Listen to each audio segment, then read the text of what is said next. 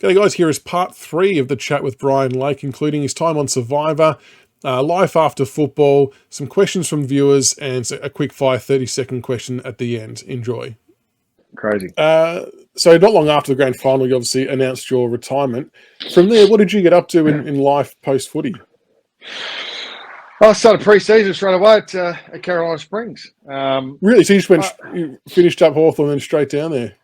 Oh, it was probably a few months. I'll probably let myself not go too crazy because, getting into and committing. We were in Div 2 at that stage at the footy club, and they knew I was going to come back down there and play for them. But I did make them nervous though, because that was the issues with Essendon at that stage when they lost all the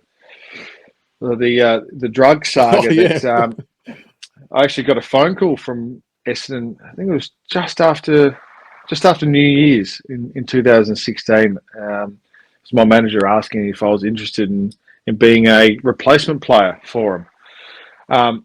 And literally had done 2 months or 6 weeks of pre-season with Carolina Springs, and I was actually hungover when my manager rang me. I was at the caravan park. I had a caravan site, a cabin down at Colindina Caravan Park, and I was literally hungover. We had a big night the night before, and I went to the canteen and got a can of coconut sugar and a sausage roll.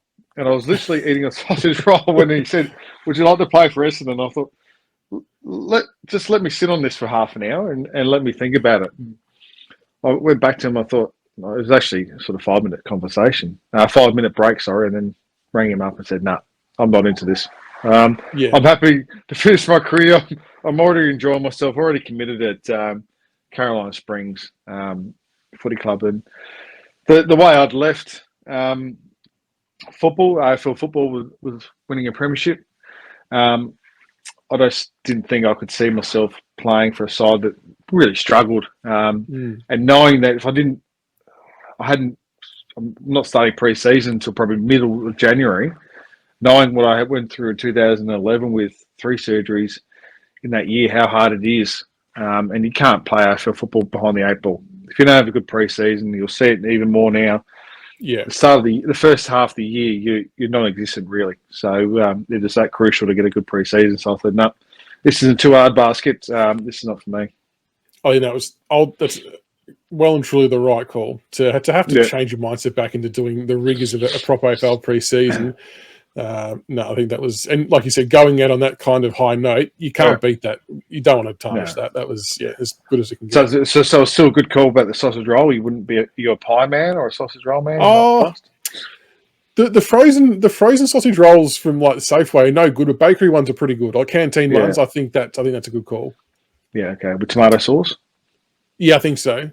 Actually, on tomato sauce, fridge or cupboard for tomato sauce? No, I'm a cupboard. Cupboard? I'm a cupboard person, yeah, sorry. In 2018, I had a few people asking, make sure we spoke about this, about you went on Australian Survivor, which was great to see you on there in Champions versus Contenders, and you did an amazing job finishing 3rd, just falling short of the final 2. What was that experience like? Yeah, it was fantastic. Yeah, I really enjoyed that actually, and it's a really good way to lose weight. I packed the weight on beforehand. I ended up weighing 119 kilos and spent was it 49 days there, so 7 weeks, and I ended up losing 19 kilos.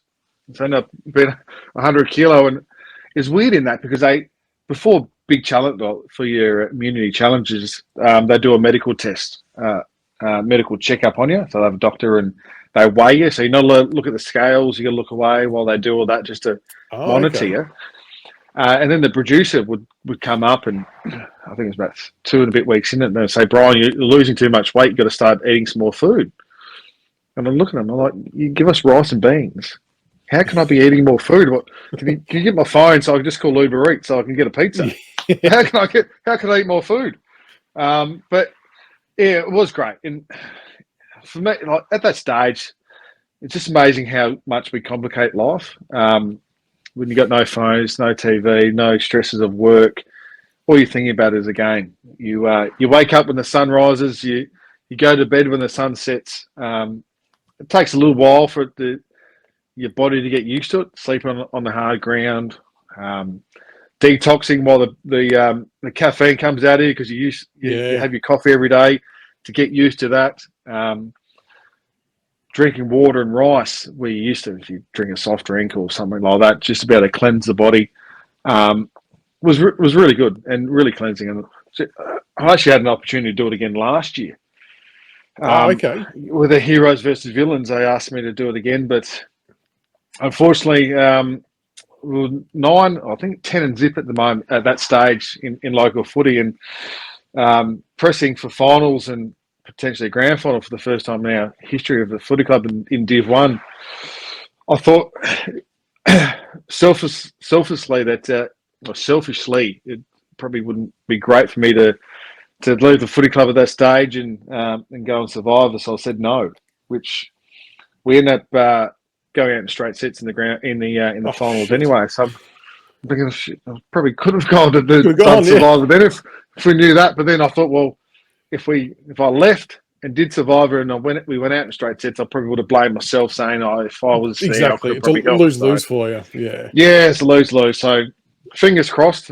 Hopefully they give me another call and I get another opportunity. I read someone in the chat, Cristiano, wanting to know that if Sean had have taken you to the final 2, which he should have, how confident were you to gather 5 votes for the win? I think I was speaking to people and afterwards that I think I had enough votes. I had made good relationships with the contenders and also with Monica and Shani and Fenella that I think I would have had enough votes. Yeah, I think it would have been still. I think I would have won by 1 vote. Jesus. I know it hurts. That's but what makes me feel better is Sean lost twice, so that makes me feel even better.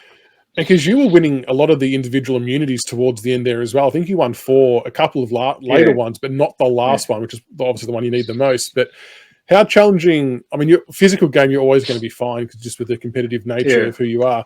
But how was the social game? Was that a challenging aspect as well? Because you've got so many conversations going on. You've got lies. You've got all kinds of shit happening, and trying to pick out what's real and what's not. Yeah, that's hard. But yeah, you build good relationships and try to get those people that you like and that you can trust and have faith. And then you just find triggers that if they start acting a little bit differently from what you've been able to see in the first sort of 2 weeks or 3 weeks that you've met them. If there's any differences, you keep an eye on if they're having conversations as well. But I found that the social side of it not too bad. I understood the game and then at the end that the last challenge is always demanding, and it probably doesn't suit a 6'5", 101 kilo person at that stage up against a girl, Sean, she's a marathon runner. She probably would have been maybe just on 50 kilos at that stage. So being double the weight, I knew and looked at all the challenges through Survivor. It's always a very demanding one. So preferably you'd like to take a couple of people there that probably you're reasonably confident that you could beat. And I wanted to take Monica. I was happy with Shane at that stage to go to the final 3 with, because I thought I could potentially beat these guys in the last challenge. But unfortunately, I couldn't beat Sean. So and like anything, you dissect it and you think, I did make some mistakes through the stage, which is like, Jesus Christ, why did I do that for? And you stuff this up, you stuff that up. Hindsight's a wonderful thing. Hopefully you get another crack at it. It was fantastic, I must admit. Challenging. We're lucky that there wasn't much rain. I think we're only affected one night by rain. I couldn't handle it if it was 2 or 3 days of drenching rain where you get no fire and then you can't sleep properly. That would have been horrific, but we were very blessed in those 49 days where we're only really affected one night with the rain. And they really don't give you any additional help or comfort items to off air to help get you through. It is literally, it is what it is. You've got to just fend for yourself. That's it. Just obviously. Yeah, just dog eat dog. Yeah, it is relentless. We're lucky. We won a lot of challenges, so we're able to win a hammock, which we end up just turning into a blanket anyway. We're able to win pillows and stuff like that. Yeah. But yeah, one of the biggest ones was I was worried about my storing at that stage too. But Matthew Rogers took the cake with that. My God, People wanted to vote him out just because he's blatant snoring. It was horrendous. So you have to stick those guys down at the end. You can't have them in the middle. We sleep in a straight row. But I must admit, the first time, like anything, you're nervous. I don't know how to build fire. I don't know how to do all this sort of stuff. I don't do that. But then when you see Commando Steve sitting there and you're like, okay, we're safe here. I'm pretty confident that we're going to be okay here with our campsite. I reckon he can make fire. I reckon he knows what to do here. I'll just go pick up some logs, bring them back, and he can do the rest. Yeah. You just tell me what to do, and I'll do it for you, mate. All right, I'll do a couple questions from viewers, and then we'll wrap it up. Aidan wanted to know, did you think that Leon Cameron deserves another crack as coach, and how was your experience with him as an assistant at the Dogs? Yeah, it's hard now with coaches have coached before. Unless you've had success, it's very rare for them really to come back in. Now, I know you look at the Gold Coast; they want a premiership coach. They just don't want any coach. They want, obviously, potentially Damien Hardwick. So they want that. Or you look at the other sides now that they were happy if it's Richmond to go with a first-year coach. That they bring in different ideas, have got different relationships and different thoughts. And you look at Craig McRae, probably a perfect example that he's come in and just changed the landscape of that football club, the way they play and how they approach things. So Leon's been in the system for a very long period of time. He was one of my backline coaches at the Bulldogs in the early days. So, to see him grow. Did I think he was going to be a senior coach when I first met him? Probably not, but over time they grow and change, and probably say that about Adam Muse. And I had Luke Beveridge for a year as well at the Bulldogs. I didn't probably see him as a senior coach, and even Chris Fagan. Chris Fagan at that stage, he wasn't in the coaching area. He was upstairs in the admin part of it. So yeah, it's hard. But for Leon, it'd be another fantastic assistant coach. But I just think with the game that unless you've had success, and the ultimate success of the coach now, which is vital if you want to get another senior gig. I think his time might have passed him. From Min, I think it's more in relation to Survivor, but after living a certain lifestyle with normal routines like your coffee, like you said, social media and things like that, how long did it take you to get back to your old routine? No, it did take a long time. It was 3 weeks in. We won a challenge where we had like an iced coffee in that challenge. So I had one, and there was another spare one left over, so I drank that as well. And I got crook as a dog. I had to go into the water and stick my fingers down my throat and bring it back up because I didn't have milk, and the caffeine just hit me straight away. So that night you get eliminated. You go back to the villa and you get food, and then in their room they've got all the lollies that you love, or your biscuits, so you start eating that. The first night I couldn't sleep. I did not sleep an absolute wink that first night back in the room. And with that, when I did come back home, I couldn't sleep in my bed properly. It probably would have been a good month. At stages, I was getting my pillow from my bed because my bed was just too soft. I wasn't used to it. I would get my pillow and I would sleep on the floor, put the blanket on, and just sleep on the hard floor. Because it's 7 weeks. 7 weeks, like anything, you do something for 10 days, for every day for 10 days. It develops as a habit. And for me, I just couldn't sleep properly. I was tossing and turning, having a restless sleep, sleeping on a softer bed. That's crazy. So So that was probably 6-8 weeks really to sleep properly and spend a whole night in bed and have good quality sleep in a bed. But food, it did take a little while because I wanted to try to keep the weight off because it was going to help me for football. So I tried to then get back into a normal, healthy sort of diet where I still had my coffee in the morning, but then just tried to eat a little bit lighter, which was able to be done because of obviously not eating too much food for 7 weeks. Like you splurge and you want to have your lollies, but with that, it still takes you a while because you do start feeling sick because of something you haven't had for a long period of time. It just doesn't sit too well for you. So, it's a good couple of weeks for food-wise to get back into normal routine. The sleep, that's a crazy one, the sleeping thing. Yeah. I'll do one more from the viewers, and I've got some short, sharp ones we'll finish with. Do you think the AFL is changing heaps in the last 5 years? How do you rate it? Are you enjoying it today? And would you ever go on, I'm a celebrity, get me out of here? Yeah, football has changed. You can probably see that with the rules now, with the litigation, with head contact on how much that's probably changed the game in the last sort of 6 months, really. That's gone crazy with that. And you see evolution in the game. If it's rule changes, it changes the look of the game. If it's sides start playing a little bit more defensively. But now you look at how Collingwood are playing. They're being so much more aggressive and taking the game on, and it breaks up zones. So you'll see now sides will do that more because they understand that works. It is a copycat sort of environment that they're in. It as soon as one team has success, they're like, well, okay, maybe we've got to do the same thing, and they'll just copy that as quickly as possible. So, which is good for the game. That's what the AFL wants. They want more goals. They want it to be more entertaining and for the supporters and being more high energy.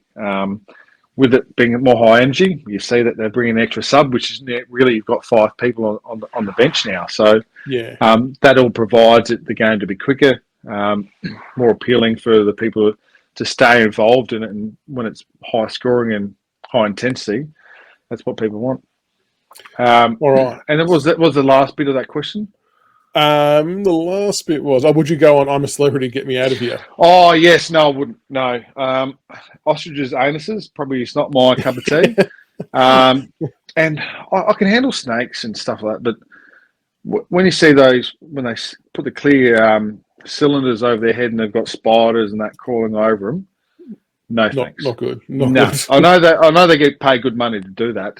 No, thank you. No, I don't care how much you pay me. I don't care how hungry I am. I'm not sticking my head in a cylinder with spiders. No, thank you. I think there's a lot of people who would agree with that.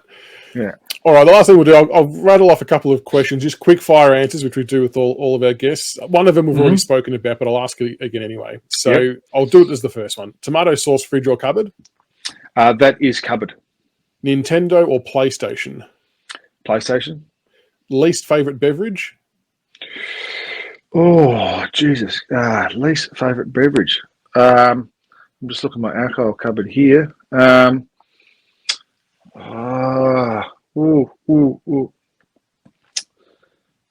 Least favourite beverage. I love drinks. What if we go most favourite then? Is that easiest? Oh, yeah.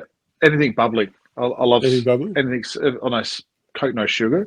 But even soda water, just bubbles. I love bubbles. Favourite pizza topping? Salami. And for bonus points, does pineapple belong on pizza? I'm happy for it too. Yeah, I'm happy for it. Yeah. I'm not a tomato person in a burger. I know pineapple it has a different texture to it, but I don't like a piece of tomato in a burger because I find that's just too overpowering. In a burger where everything else is soft, you get the harder tomato. No thanks. What's your go-to karaoke song? Oh, no. Probably that Shannon Knoll, What About Me? If you're at a swimming pool, do you cannonball into the pool or do you dip a toe in first? No, I'm a slowly toe and just creep in.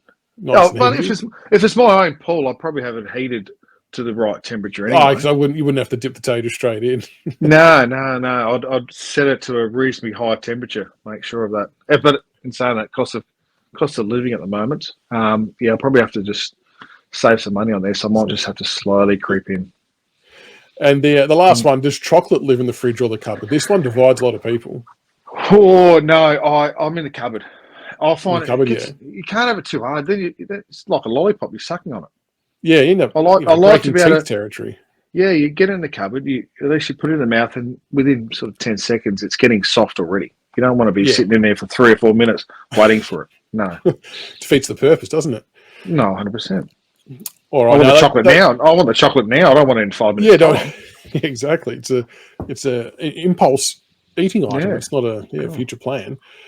All right, well, that does it for tonight, Brian. Thank you so much, mate, for jumping on. I really appreciate it. Like I said, there's so much to cover because it's such a decorated career, inside and outside of football, but I really appreciate your honesty and the stories and everything like that. It was fascinating. No worries, Chris. Thank you, mate. Thank you for having me.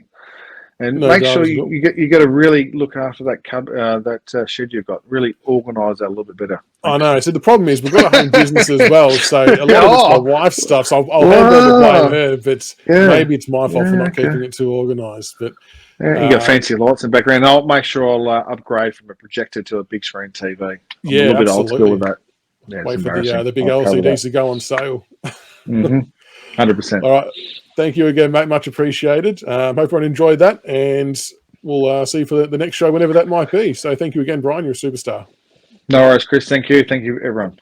Thanks, mate.